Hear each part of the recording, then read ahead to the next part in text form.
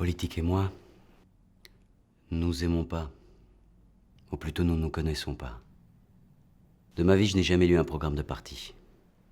Ni même un manifeste. Jamais je me suis mêlé à un meeting, à une manifestation, à un cortège syndical. La seule fois, c'était il y a 22 ans, en octobre. Le pays pleurait, et nous étions tous vêtus de blanc. Quand il m'arrive, par pur hasard, de prêter une oreille distraite à un de leurs débats, leurs sonorités me paraissent creuses, façonnées par des plumes froides, dévitalisées, administratives. Rien qui n'enfièvre ni mes rêves, ni mes désirs. Peut-être ne me suis-je pas suffisamment intéressé pour goûter à toutes leurs subtilités, à les avoir. Pourtant, la politique a fini par me rattraper, tout récemment, un soir chez des amis. Entre deux verres, ils se sont mis à parler de monstres politiques. Et surtout pour bientôt, de lune noire et de nuits de fièvre. Ces monstres, disaient-ils, l'Europe les vomit du fond de ses entrailles. Salvini, Orban, Baudet, Le Pen, Kaczynski, des noms de peur, Faisandé, les seuls que j'ai retenus.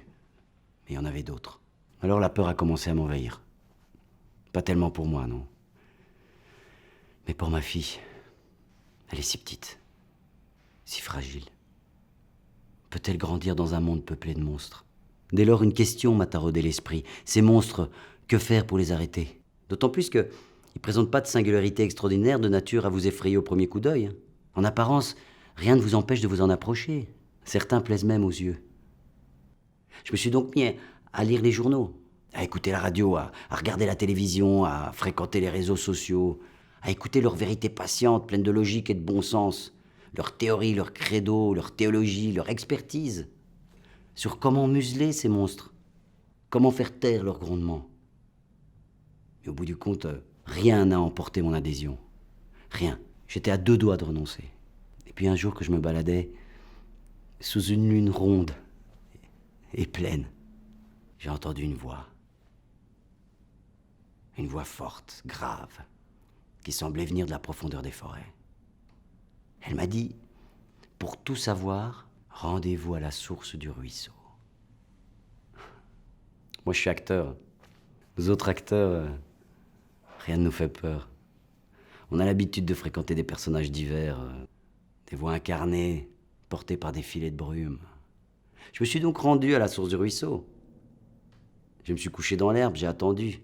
Soudain, une longue plainte, lourde, pareil à un sanglot, m'a pénétré les oreilles avec la férocité du plomb. Elle semblait venir de la nuit des temps. Il était question de blessures originelles, du rêve avorté d'une fraternité sans hostilité, d'une humanité désorientée, livrée à l'errance, car trahie par ses bassesses et ses renoncements, par la corruption, le népotisme, par la trahison, l'hypocrisie, par l'avidité de posséder. Cette incapacité qu'a l'humanité à être dans le partage, dans la tolérance. Ça a duré 1 heure environ. Les étoiles s'étaient allumées. Et c'était comme entendre le monde remonter jusqu'au jardin perdu. Depuis lors, le temps a passé. Je ne sais toujours pas comment arrêter les monstres. Je ne sais rien des jours qui s'annoncent. Mais je me dis que maintenant, on peut passer nos nuits à pleurer les feux de l'enfer. On peut se morfondre sur la prolifération des hordes de la pire espèce. Ou alors on peut enfin écouter cette plainte, dont la douleur est pour ces êtres de haine la meilleure des nourritures. La plainte de l'injustice et du ressentiment. Peut-être cesserons-nous de penser cette plainte avec les oripeaux habituels. Vous me direz que l'aventure est noble et désespérée, à la mesure de l'incommensurable ouvrage des étoiles. Mais moi je vous dirais qu'après la nuit arrive toujours l'aurore, et qu'une œuvre nouvelle peut commencer.